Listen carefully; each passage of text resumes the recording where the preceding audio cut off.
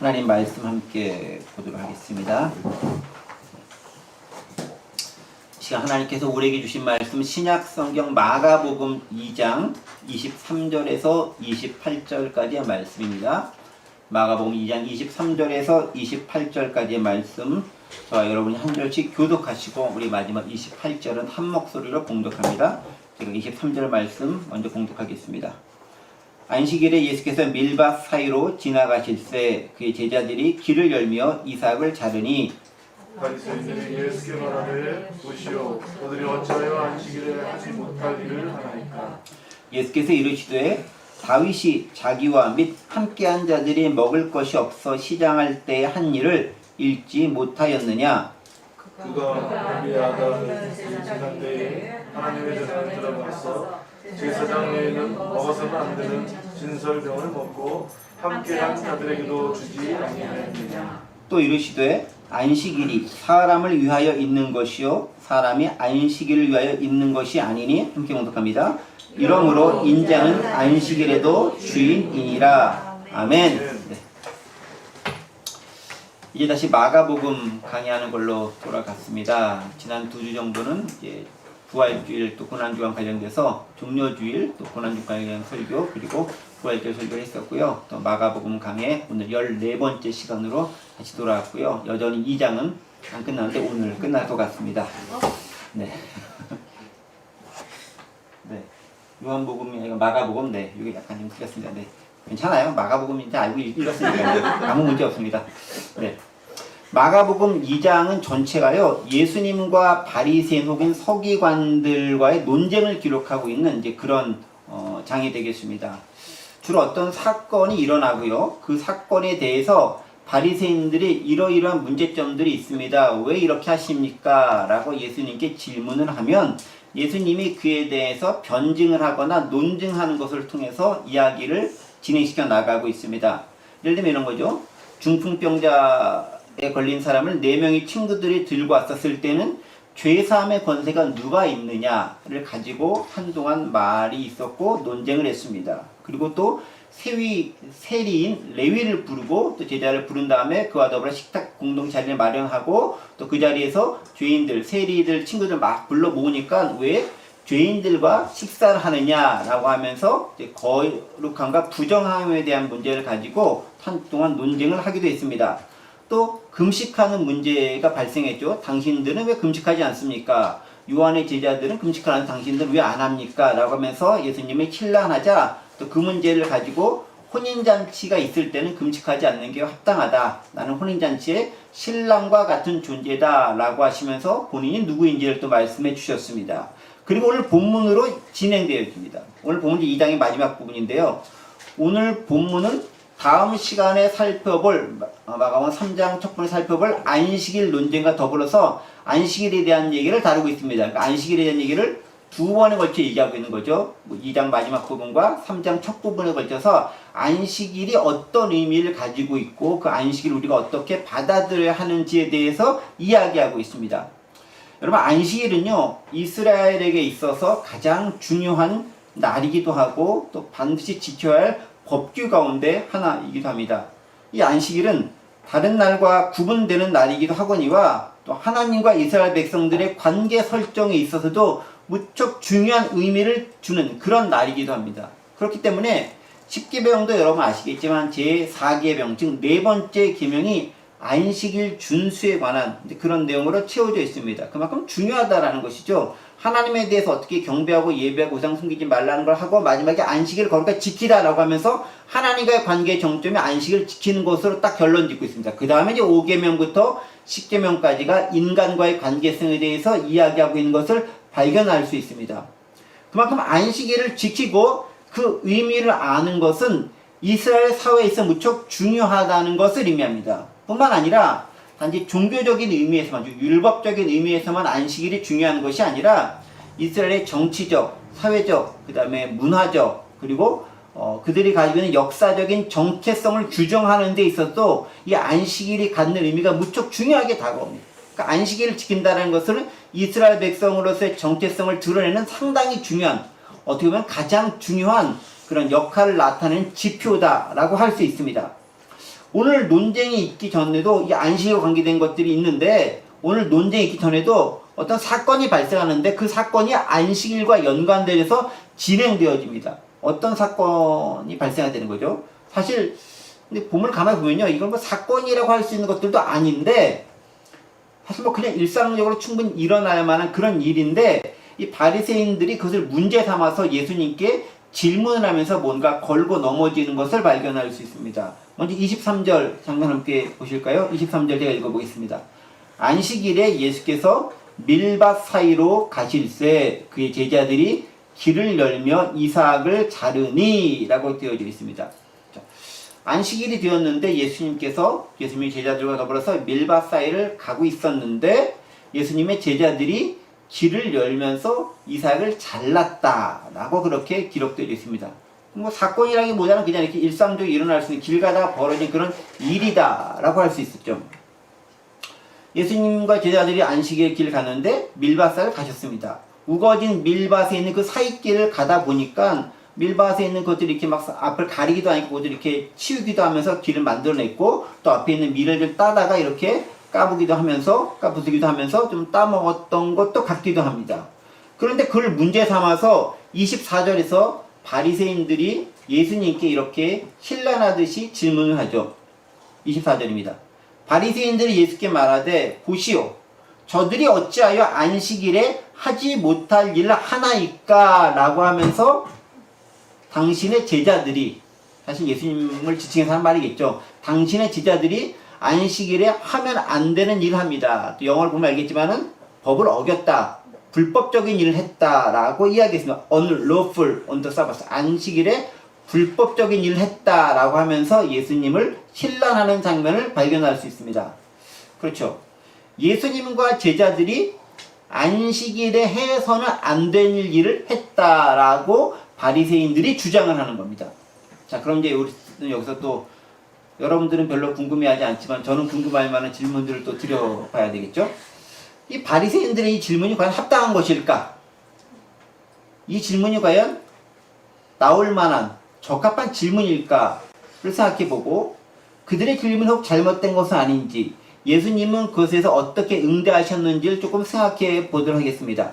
오늘 본문은요, 오늘 본문 마가복음 2장 23절 28절 본문은 병행되는 다른 복음서와 같은 본문들이 있습니다. 오늘 본문은 사실 마태복음도 나오고 누가복음 나오는데 마태복음을 좀 같이 보면서 좀 이야기하려고 해요. 마태복음 12장 1절에서부터 8절에서도 오늘 본문의 내용들이 나옵니다. 함께 보면 좋습니다. 그때 아마 띄워주지 않을까 생각됩니다. 다 읽진 않을 거고요. 자, 먼저 이제 우리가 그런 예수님의 제자들과 같은 예수님과 함께하는 제자들과 같은 상황에 처했다라고 가정을 해보자라는 거예요. 자, 여러분이 바리새인이라면 그런 상황에서 무엇을 질문하겠습니까? 요새 같은 현대인의 관점에서 봤었을 때 우리가 이제 그 당시로 가는 것이 아니지 현대인의 딱 지금의 관점을 봤었을 때 저는 그런 질문이 나면 이것을 질문했을 것 같아요. 아니 당신은 남의 밭에 들어가서 허락도 없이 주인이 누군지도 모르는데 마음대로 밀을 따먹느냐. 이게 밀밭이라고 되어 있긴 하지만 영어는 이제 그레인필드라고 되어 있거든요. 그러니까 꼭 밀밭일 수도 있고 다른 곡식밭일 수도 있습니다. 그러니까 여러 개 섞여져 있는 그런 밭 가운데 하나일 것이다라고 주석가들은 이야기하고 있어요. 어쨌든 밀밭이든 뭐든 간에 왜 허락도 없이 남의 밭에 들어가서 따먹느냐. 이거 절도죄야. 이거 도둑이야. 이거 범죄야. 하면서 그러면 안 돼. 라고 요즘 같으면 현대이면 저 같으면은 그것을 가지고 신란했을 것 같아요. 문제를 제기했을 가능성이 높다라는 거죠. 여러분 어떻게 생각하세요? 실제로 문제가 되는 거는 그 밭도 주인이 있을 것인데 누군가가 농사 지어놓은 것일 텐데 그 허락도 없이 가서 따먹은 거 그게 잘못된 거 아니겠습니까? 일종의 절도죄 아닐까요? 오늘날의 관점에 보면 그게 잘못됐다라고 비난할 만해요. 저 같으면 그렇게 하겠다라는 거예요. 여러분들은 어떻게 할지 전 잘 모르죠. 제가 여러분들이 아니니까. 자, 그런데 바리새인의 질문은 뭘까요? 24절을 다시 한번 주의 깊게 보세요. 24절은 이렇게 기록되어 있죠. 저들이 어찌하여 안식일에 하지 못할 일을 하나이까? 라고 질문합니다. Look, why are they doing what is unlawful on the Sabbath? 안식일에 왜 불법적인 일을 저들이 지금 자행하고 있습니까? 라고 얘기하고 있죠. 여기서 이제 뭘 문제 삼냐면요. 안식일에 하지 못할 일을 왜 합니까? 라고 질문을 한다라는 거예요. 안식일에 왜 하지 못할 일을 합니까? 여러분 오늘 보면 마가복음에는요. 단지 예수님과 제자들이 밀밭 사이를 가면서 그 이삭을 좀 자른 것만으로 기록되어 있고 그렇게 볼지 모르겠지만 물론 이제 뒷부분은 좀 더 구체적인 얘기 나오긴 합니다만 마태복음 12장 1절과 2절 보면요. 이게 좀 더 자세하게 언급되어 있어요. 마태복음 12장 1절 빨리 나오네. 여기 나왔죠. 보시겠지만 그때 예수께서 안식일에 밀밭사를 가실새 제자들이 시장하여 이삭을 잘라 먹으니라는 구절이 있습니다. 그러니까 마가복음에는 시장하다, 그 다음에 먹었다라는 구절은 그냥 잘랐다라고만 되어져 있는데 마태복음에는 시장에서 배고파서 잘라서 먹었다라고 기록되어 있습니다. 그렇죠. 제자들은 배가 고팠고요. 그 배고픈 것을 나름대로 해결하기 위해서 급한 대로 밀밭에서 이삭 얼마를 잘라서 먹은 겁니다. 그게 이제 사건이 되는 거죠. 어쨌든 오늘날의 관점에서 이걸 보면은 절도죄 정도에 해당할 수 있는 사안임에 분명합니다. 하지만 바리새인의 문제 제기는 거기 있지 않아요. 그러니까 바리새인이 만약에 절도죄를 본다면 어째서 남의 밭에서 네 마음대로 그걸 따먹었느냐 라고 문제를 제기해야 되는데 그게 아니라 마가복음 24장 그러니까 2장 24절 보면은 안식일에 하면 안 될 일을 했느냐라고 질문하고 있는 거죠. 질문이 다르다라는 것을 알 수 있습니다. 즉 바리새인들은요. 남의 밭에서 무언가 따먹는 행위 자체를 문제 삼는 것이 아니라 안식일에 왜 그와 같은 일을 했느냐라는 것입니다. 이제 그와 같은 게 뭔지도 좀 생각해 봐야 돼요. 왜 안식일을 했느냐라는 겁니다. 여기는 이유가 있죠. 바리새인이 그렇게 질문하는 이유가 있습니다. 그럼 이스라엘의 율법에 의하면요. 이 밀밭이나 포도밭이나 그런 어떤 밭이나 논이 있었는지 잘 모르겠지만 그곳에서는요. 그곳에 들어가서 누군가 지나가는 과객이나 또 나그네나 또 여인이나 또 과부나 이런 사람들이 뭔가를 좀 먹는 것에 대해서는 뭐라고 하지 않는 게 그들 사이에 암묵적으로 묵인되는 사실 암묵적이 아니라 율법에도 규정되어져 있는 일종의 법률 조항 같은 겁니다. 신명기 23장 24절부터 25절에 있는 말씀을 좀 보겠습니다. 신명기 23장 여기 나오죠. 23장 24절 내 이웃의 포도원에 들어갈 때에는 마음대로 그 포도를 배불리 먹어도 되니라. 그러나 그릇에 담지는 말 것이요 내 이웃의 곡식밭에 들어갈 때에는 내가 손으로 그 이삭을 따도 되느니라. 그러나 내 이웃의 곡식밭에 낫을 대지는 말지니라. 가서 조금만 먹어도 되는 게 아니고요. 23절 보세요. 마음대로 그 포도를 배불리 먹어도 된다. 오늘날 같으면 큰일 날 일이죠. 네. 근데 규정돼 있죠. 마음대로 가서 먹고 싶은 만큼 먹어도 된다는 거예요. 근데 뭘 하지 말라 그럽니까? 그릇에다가 왕창 담아가지고 집에 가져가지는 말라라는 거예요. 그 자리에서 먹는 거는 용서해 주겠다라는 거예요. 그건 가능하다라는 거죠. 밀밭도 마찬가지죠. 네가 거기서 손으로 까부셔가지고 먹는 거 대충 오케이. 근데 추수하려고 낯을 들고 막 배에 가지고 가서 싸가지고 가는 거 행동을 하지 말라라는 거예요. 왜 그렇겠습니까? 어렵고 힘들고 가난하고 배고픈 사람들 가다가 있는 거 먹는 거 충분히 용납할 만하다라는 겁니다. 그리고 그것은 그들 위해서도 남겨놔야 한다라는 거예요. 추수할 때도요. 다 추수하지 말고 떨어진 거 줍지 않고 냅두고 가는 거예요. 그 사람들 먹으라고. 우리도 보면 이렇게 뭐 감 같은 거 따다가 몇 개 놔두잖아요. 까치 먹으라고. 까치가 먹을지 까마귀가 먹을지 모르겠는데 먹어 놔두고 가잖아요. 그러니까 그게 일종의 배려인 거고 그게 일종의 다른 사람들 위해서 우리 행할 수 있는 일종의 자선인 거죠. 뭐 자선까지 아니고 그냥 인간으로서 당연히 해야 할 어떤 인지상정과 같은 것이 아닌가 싶습니다. 자, 그러고 보면 이스라엘의 정서는요. 가난한 사람들에서 무척 호의적이고 율법도 마찬가지입니다. 구약에는 율법들 가만히 보면요. 가난한 사람들은 무척 귀하게 여기고 그들이 살아갈 수 있도록 여러 가지 방면에서 보완 장치들을 많이 마련해 놨어요. 사람이 살아가면서 가난이 있을 수밖에 없는데 빈부격차는 반드시 있는데 그 가난한 사람들은 삶을 살아야 되지 않겠느냐. 그렇게 해서 그들이 살아갈 수 있도록 뭔가 율법에 얽매이는 것이 아니라 그들이 살아갈 수 있도록 만들어줘야 된다는 거죠. 근데 인간의 욕심상 더 가지면 더 가지려고 하는 그 욕심이 있기 때문에 더 많이 가지려고 하는 그것을 좀 제한해버리고 그들이 먹을 수 있도록 제도적으로 보장해 주자라는 거예요. 여러분 그걸 오늘날 하면요 최저임금 비슷한 그런 개념인 거예요. 그들도 살아갈 수 있도록 만들어주자는 게 중요한 개념인 거예요. 가진 사람은 다 갖는 게 아니라 없는 사람도 살아는 가야 되지 않겠느냐라는 것들이죠. 우리나라도요, 예전에 서리라는 제도가 있어요. 서리. 지금 그거 하면 절도 때인데요. 수박 서리, 참외 서리, 오이 서리, 이런 거.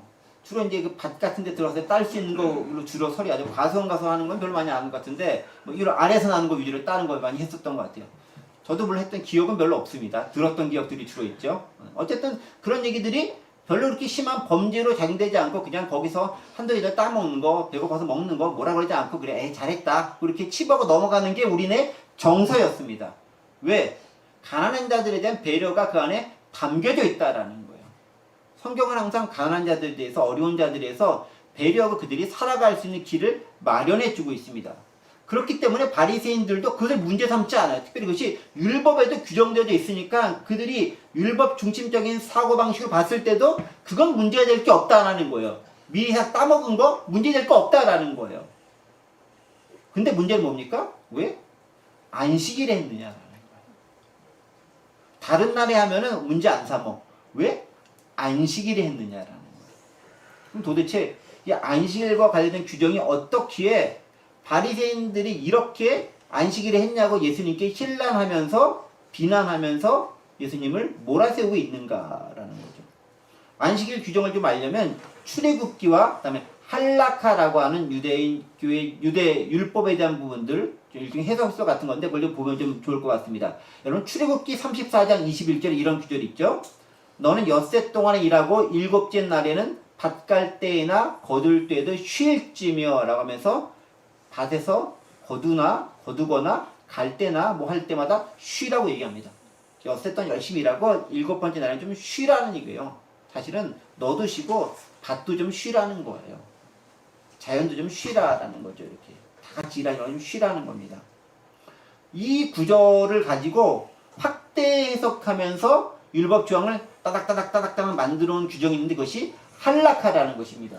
할라카라는 것이 뭔가에 대해서 좀 아마 여기 나올 것 같아요. 네, 여기 이런 거 있습니다.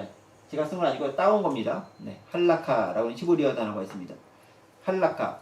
할라카는요, 성경 법과 탈무드, 랍비법, 관습과 전통을 포함한 유대계 종교법인데 유대법이라고도 합니다.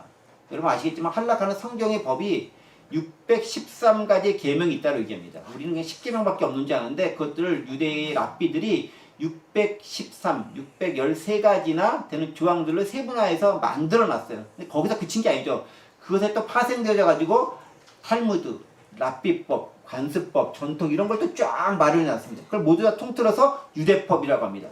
근데 이 유대교의 종교 전통은 단지 종교, 국가, 인종, 민족적 실체에만 붙이는 것이 아니라 전체인의 일상생활에까지 영향을 미치는 것으로서 이 종교법이 작용을 했다라는 거예요.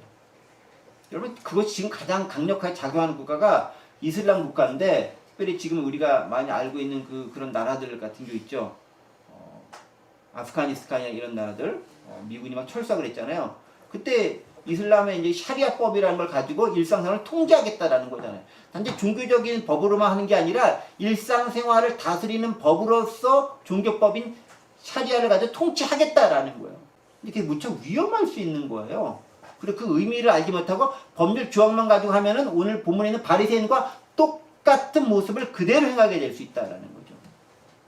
그런데 이 할라카라고 하는 그거는요, 이 할라카 이렇게 유대법인데 거기 할라카에는 안식일에 금지된 39가지 노동이 기록되어 있어요. 안식일엔 이거 하지 말라고 쫙 기록되어 있는 거예요. 오늘날로 치면요, 이 39가지 종이 쭉 있잖아요. 오늘날에는 어기지 않는 규정들이 많을 거예요. 자, 되게 왜 이 말씀드리면 39가지를 그 당시 사정을 딱 규정을 딱 해놨어요. 그러면 39가지 해당되지 않은 것을 해도 된다는 거잖아요. 이해가 되십니까? 법이라는 게 그런 거예요.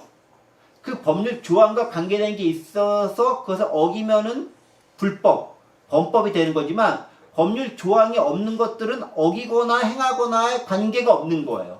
아무도 그걸 처벌할 수 없는 거예요. 근데 오늘날에는 얼마나 직업이 분화되고 얼마나 많은 일들이 있습니까? 그러니까 39가지 가지고는 택도 없이 담을 수 없을 만큼 엄청나게 많은 직업들과 일들이 있겠죠.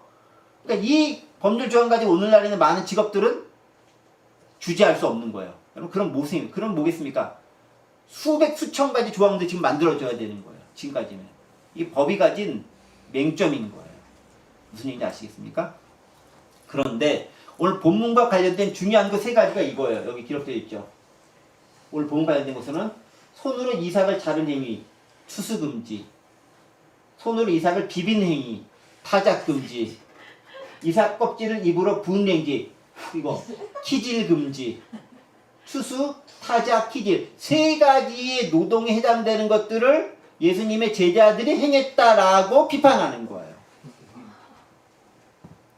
이게 뭐 대량 생산한 것도 아니고 잠깐 이게 딱 하는데 딱 있어서 딱 자르니까 추수금지, 비비니까 타작금지, 날리니까 키질금지.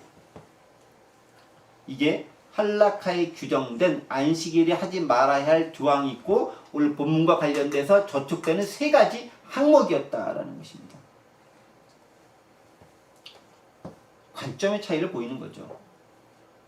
바리새인들은요 어떤 사건을 인간적인 측면에서 보지 않고 제도와 조직의 측면에서 봅니다. 그럼 인간적인 측면에서 보면요 예수님의 제자들의 행동은 배고픔을 극복하기 위한 어떻게 보면 본능과 가까운 그런 행동이고 자연스러운 행동인 거예요. 아니 하다 배가 고파가지고 내가 뭐 가져가려고 하는 것 때문에 잠깐 몇 개 좀 까서 먹었어. 그게 뭐 그리 나쁜 일이겠어요. 충분히 용인될 수 있습니다. 그런데 제도와 법, 조직의 측면에서 보면 그것은 어긋나고 범법한 행동이 되는 거예요. 왜? 어겼기 때문에, 추수했기 때문에, 탈곡했기 때문에, 그리고 키질했기 때문에 하면 안 되는 안식일을 했기 때문에 안식일은 쉬라고 했는데 왜 추수하고 탈곡하고 키질했느냐? 법을 어겼다라는 거예요. 사람 중심으로 보느냐? 법과 제도 중심으로 보느냐가 여기서 갈라지게 되는 거죠. 사람 중심으로 보면 충분히 받아들일 만한 사건이지만 안식일 규정이라는 법과 제도의 측면에서 보면 어긴 것이 되는 겁니다. 물론 어느 하나만을 강력하게 고집하는 건 그리 옳지 않아요, 사실은. 왜냐하면 둘 다 가진 장점이 있고 또 약점도 있기 때문에 그리고 두 가지를 다른데 보완이 되는 거지 하나만 냅다 옳다거나라고 주장하면은 그것도 그렇게 바람직한 건 아닙니다.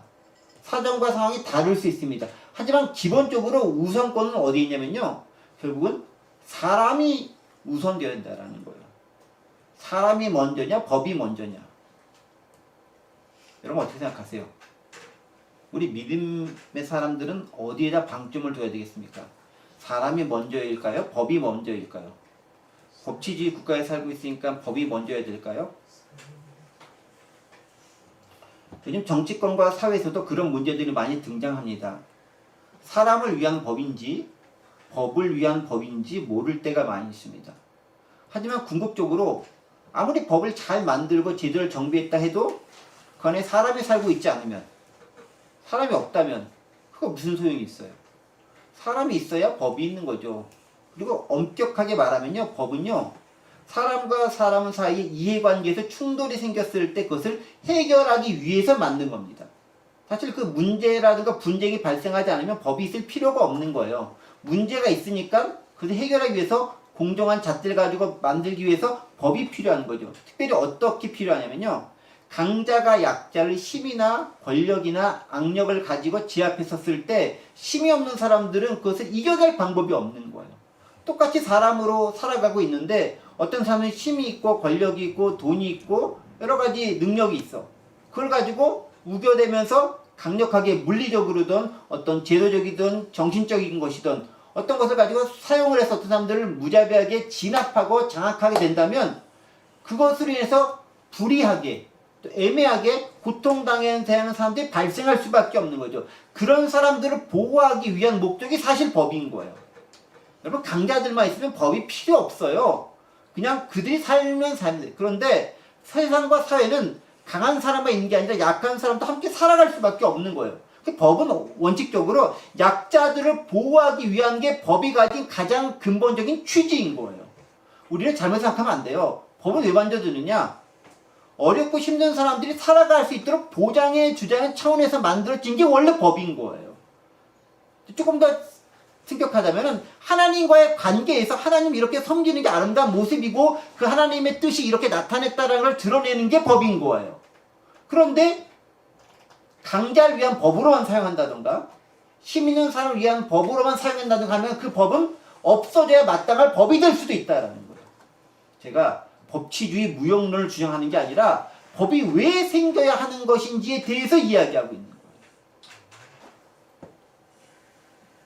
그런데 원래 그렇게 법이 가지고 있을 때 의미들은 사라져 버리고 인간을 죽이는 것으로서의 법이 된다면 그 법이 왜 존재해야 되냐라는 거죠. 그것은 없는 게 나은, 오히려 없어 마땅한 법이 될 수도 있다라는 거예요. 그래서요, 법 조항은 많은 게 좋은 게 아니에요.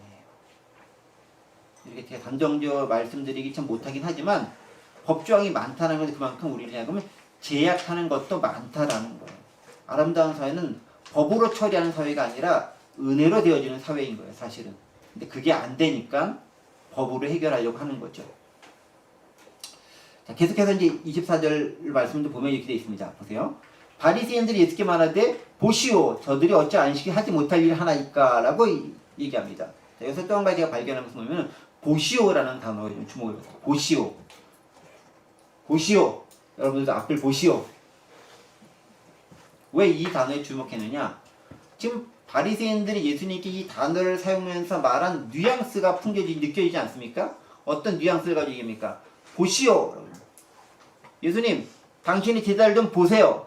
이 잘못된 일 하고 있지 않습니까? 라가면서 비난과 힐난하면서 꼬투리를 잡을 만한 것을 들어서 지적하면서 이야기하는 모습들이 이 안에 담겨져 있다는 것입니다. 보시오라는 단어가 그런 단어죠. 예수님에게서 뭔가 잘못된 것을 찾으려고 혈안이 되어져 있는 모습이 이 모습과 이 구절에서 발견된다는 것입니다. 즉 바리새인들은 뭘 하냐면 지금 어떻게든 간에 예수님과 관련된 사람들 또 예수님으로부터 잘못된 것들, 비방할 만한 것들, 정죄할 만한 것들이 무엇이 있는지를 찾아내고 있다라는 거예요. 그냥 우리들이 가끔씩 그런 분들이 계세요. 꼭 꼬투리 잡을 만한 것들만 이렇게 꼭 찾아내서 이렇게 말 거는 사람들도 있고요. 그나마 또 말만 가져오면 나요. 그걸 가지고 고발하는 사람들이 있고요. 저는 요새 그 정치 사회면 같은 거 요새 제가 한 달 전부터 잘 안 보고 있는데 가끔 보면 그런 것들이 말도 안 되는 걸 가지고 자꾸 늘어지면서 계속 얘기하고 있어요. 정말 비본질적인 거거든요. 목적은 딱 하나, 꼬투리 잡는 거예요. 어떻게든 흠집 내려고 하는 거예요. 아니 최고의 공부도 하고 많이 배우고 똑똑하고 유식하다고 잘났다는 걸로 따지면은 뭐 몇 등 안에 들만한 사람들이 그렇게 할 일이 없을까? 라는 생각이 들 정도의 일들을 많이 하고 있습니다. 딱 바리새인들의 모습이에요. 어떻게 하면 책 잡을까? 어떻게 하면 정죄할까? 여러분 그게 사탄과 마귀가 주로 사용하는 방법이라는 거예요. 정죄하는 거. 책 잡으려고 하는 거예요. 여러분 잘못된 것을 그냥 봐 넘겨주라는 것이 아니에요. 굳이 아닌데 잡아서 이렇게 끄집어내서 긁어 부스럼을 만들려는 순수하지 못한 즉 불순한 의도가 그들 가운데 있다라는 것입니다. 그러니까 이거인 거예요. 바리새인들 예수님의 딱 모습 봤었을 때 진짜 잘못된 모습을 원칙적이고 원리적인 측면을 발견해서 지적하면 참 좋은데 그들은 그런 측면에서 지적하는 게 아니라 어떻게든 간에 뭐라도 하나가 잘못된 게 있으면 끄집어내서 그것을 치면서 봉대해서 공격하려는데 목적을 두고 있다라는 거예요. 동기가 순수하지 못하다라는 거예요.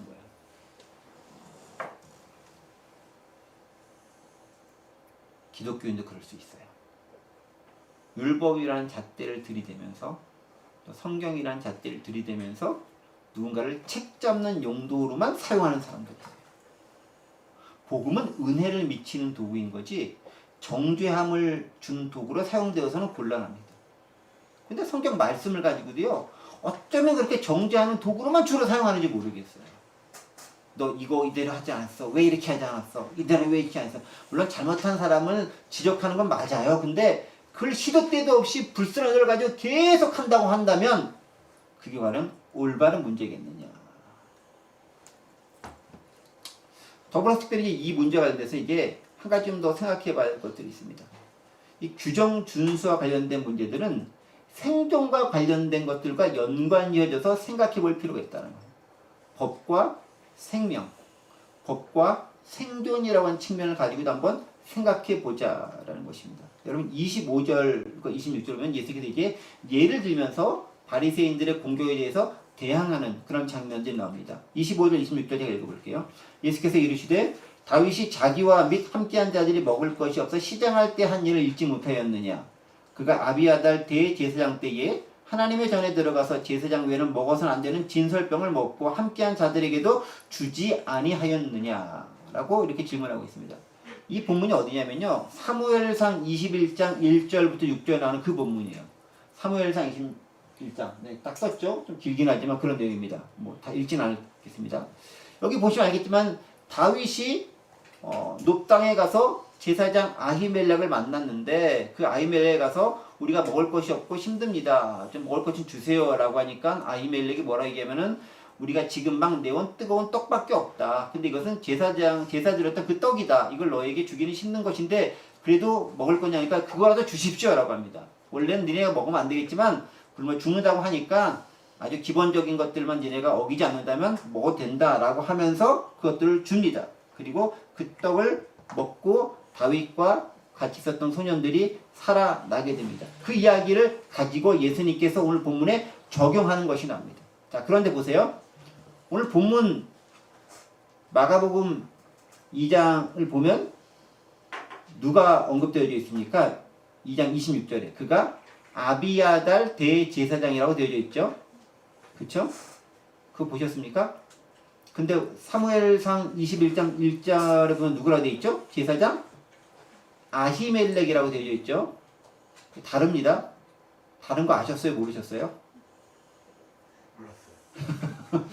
다릅니다. 마가복음에서는 아비아다라고 되어져 있고 사무엘상에서는 아히멜렉이라고 되어져 있어요. 다른 사람이에요. 다른 사람. 근데 아히멜렉과 아비아달이 어떻게 다른 사람이냐? 부자지간이에요. 아히멜렉이 아버지 제사장, 아비아달이 아들 제사장이에요. 그러니까 아히멜렉이 아버지 대제사장으로서 나중에 아히멜렉에게 그 제사장을 물려주게 되죠. 그러니까 이때는 언제쯤이냐면 아마 학자들이 추측한데 아버지 아히멜렉이 대제사장으로 있었을 때에 아들 아비아달도 함께 아버지와 같이 일하면서 그 업무를 감당했고 실제로 이거는 사울 왕 시대였으니까 나중에 다윗이 왕이 됐었을 때 즉 시간이 많이 흐른 다음에는 그 아히멜렉에서 아비아달로 대제사장이 옮겨갔을 거다라고 생각을 합니다. 그러니까 아히멜렉과 아비아달이 동시에 같이 존재했었던 부자지간으로 일을 감당했었고 특히 이제 다윗의 관점에서는 자기가 통치하던 시절에는 아히멜렉이 아니라 아비아달이 대제사장으로 있었기 때문에 이제 그것을 특별히 강조하자는 의미에서 마가가 아비아달로 기록하지 않았냐라고 학자들은 추론하여서 생각을 합니다. 그러니까 아비아달과 아히멜렉이 그렇게 다른 의미를 가지고 있다라는 것 정도를 여러분 아시면 돼요. 근데 뭐 특별히 이것이 여기서 중요한 건 아닌데 궁금해할까 설명을 드리는 거예요. 아무도 궁금해한 것 같지 않으셨지만 어쨌든 간에 네. 자 어쨌든 간에 그런 거예요.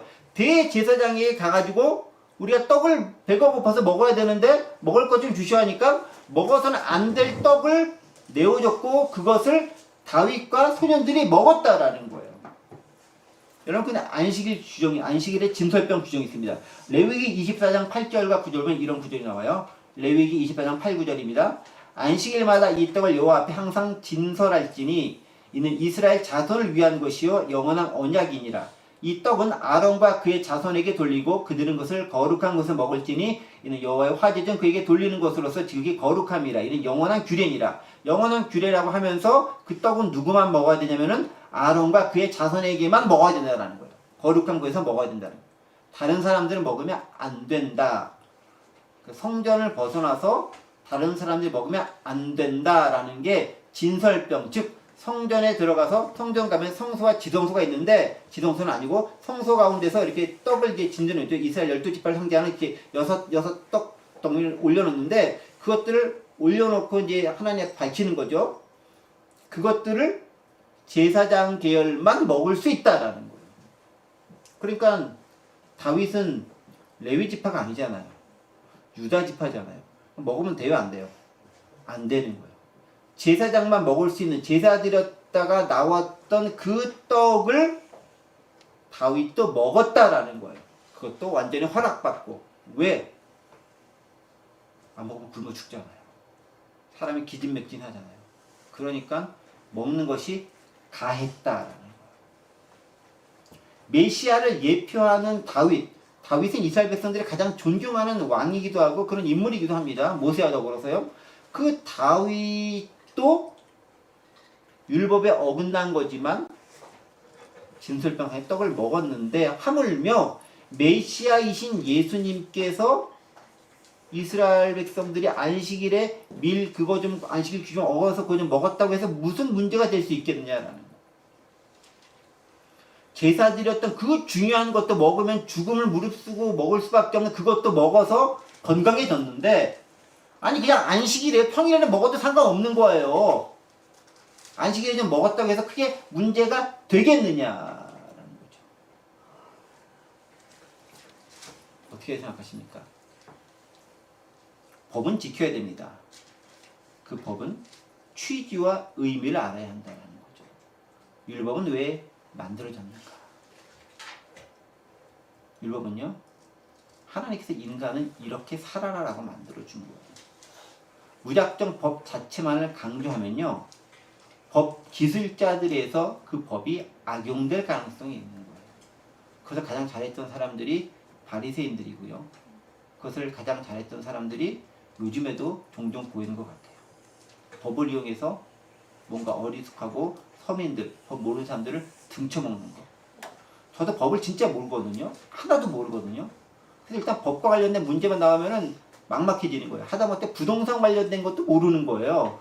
그러니까 그거와 관련돼서 어디 갈 때마다 이걸 내가 제대로 하는 건지 그냥 눈 뜨고 코 베임을 당하는 건지 모를 때가 많아요.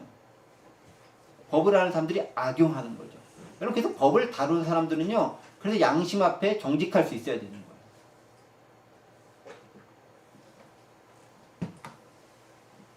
중요합니다. 더불어서 얘는 이런 것도 우리에게 주는 것이 있어요. 예수님께서 왜 그 예전에 일어났던 다윗에 일어났던 이 사건들을 소환해내면서 이야기했겠느냐라는 거예요. 바리새인들도요, 그 사건 너무 잘 알고 있을 거예요. 왜냐하면 성경에 기록되어 있는 그 말씀들이니까. 그 역사적 사건이잖아요.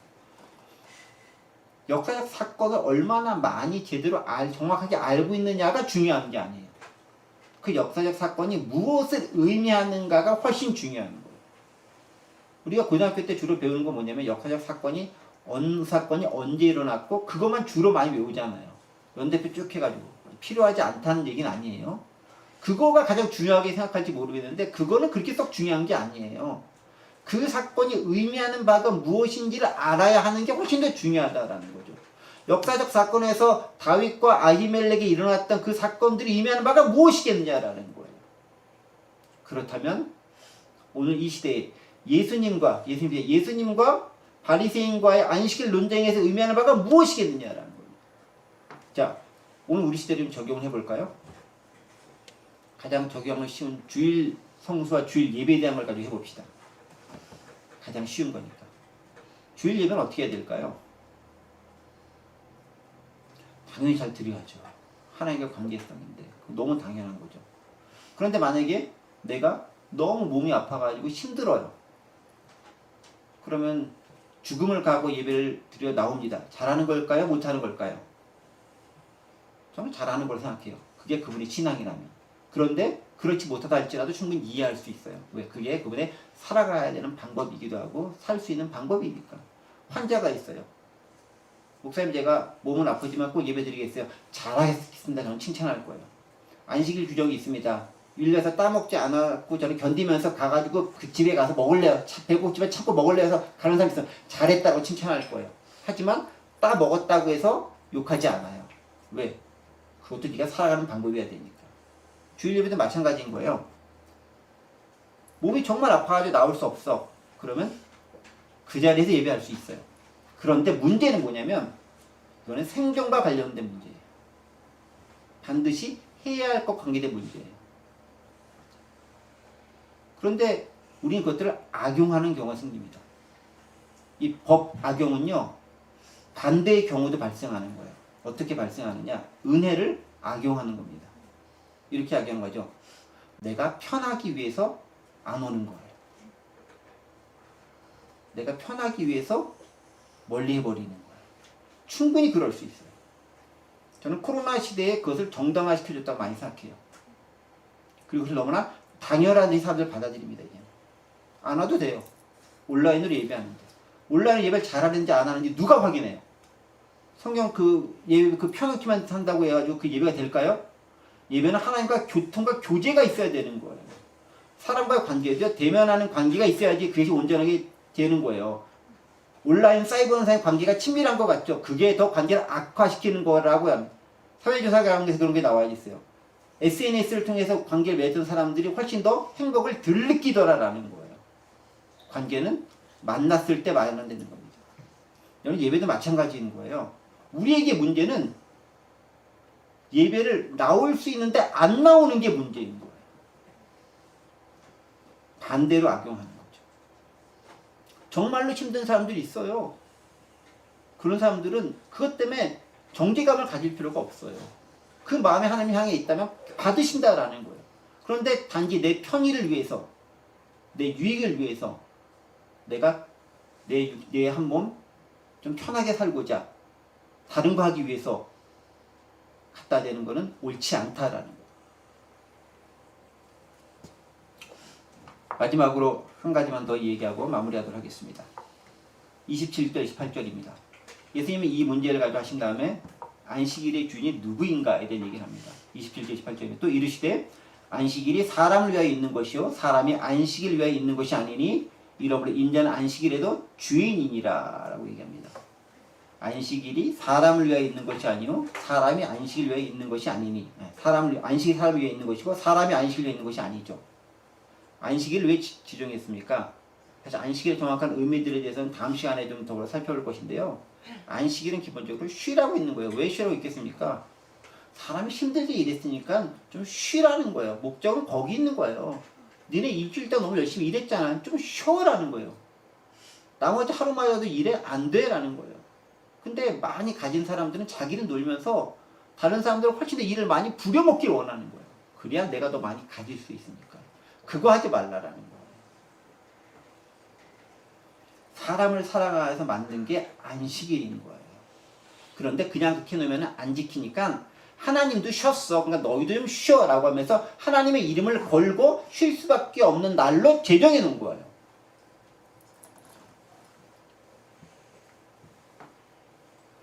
그리고 인자는 안식일의 주인이다라고 선언합니다. 안식일이 주인이다는 의미가 뭘까요? 왜 예수님은 인자가 안식일의 주인이라고 선포하셨을까요? 그러니까 인자라면 예수님 자신을 지칭하는 말이에요. 예수님께서 자신을 불리 인자라 말씀입니다. 안식일의 주인이라면 이런 의미들이 있는 것 같아요. 안식일의 주인이다. 안식일을 제정하신 분이다. 하나님으로서 안식일을 만드셨다. 예수님도 그런 의미가 있죠. 또 두 번째는 어떤 의미가 있을까요? 안식일의 의미를 가장 잘 알고 해석할 수 있는 분이다라는 거죠. 안식일이 왜 만들어졌는지 제일 아시는 분이다. 더불어서 그 안식일을 제대로 적용할 수 있는 분이다라는 거예요. 만드셨고 그 다음에 의미를 알고 제일 가장 잘 적용하실 수 있는 분이 예수님이다라는 거예요. 내가 안식일의 주인이다. 그리고 그 안식일은 안식일이 사람을 위해서 있는 것이지 사람이 안식일에 복종되는 것은 아니다라고 경고합니다. 사람을 위해 법이 있는 것이지 법을 위해 사람이 있는 게 아니에요. 법이와 법이 외치는 게 최후의 수단으로서는 유효할지 모르지만 그것이 우리 가운데 너무 당연시되거나 남용되면 불행한 사회가 만들어지는 것입니다. 신앙 공동체도 마찬가지다라는 것들이죠. 마무리하겠습니다. 오늘 본문을 통해서 우리는 안식일과 관계된 예수님의 모습을 발견하게 됩니다. 그것은 사람을 사랑하시는 모습입니다. 안식일 자체를 없이 하는 것이 아니라 왜 그 안식일이 생겼는가에 대한 의미를 설명하면서 사람이 얼마나 귀하고 소중한가를 얘기해주고 있습니다. 그리고 더불어서 생존과 생명과 관계된 것이라면 안식일 규정을 준수하는 것보다 그 생명을 살리는 게 우선이다 라고 이야기하고 있습니다. 그리고 그것을 구약에 있는 다윗의 경우를 빗대어서 예수님 자신께 적용하면서 설명하고 계십니다. 우리는 이 말씀들 보면서 잘못되게 그릇되게 적용하지 말아야 됩니다. 법을 통해 다른 사람들 애매하게 구속하거나 얽매이거나 부당하게 대하지 말아야 됩니다. 원래 그 법이 왜 만들어야지 취지를 알고 그 법에 합당하게 그 사람이 살아갈 수 있도록 길을 만들어 주어야 됩니다. 그게 진짜 이스라엘의 법을 아는 기독교인들이 마땅히 행해야 할 모습이기도 합니다. 그런 모습을 알고 하루하루를 살아나갈 수 있는 저와 여러분들 되시기를 간절히 원합니다. 기도하겠습니다. 은혜와 사랑의 하나님 아버지, 오늘 특별히 안식일과 공개된 규정들을 보면서 우리가 얼마나 법을 내 멋대로 해석하고 또 내 편한 대로 적용하려고 하고 또 그것들을 다른 사람들에게 그렇게 적용하려고 했는지에 대해서 다시금 생각해 보게 됩니다. 우리가 하나님 앞에서 온전한 모습으로 나아가지 못할 때도 있지만 그러나 우리 모든 걸 받아주시는 그 주님 안에서 자유함을 갖게 하시고 그러나 그 자유함이 또한 방종에 흐르지 아니하도록 역사하여 주시옵소서. 주님께서 이 시간도 함께 하실 것을 믿사올 때 예수 그리스도의 이름으로 기도하옵나이다. 아멘.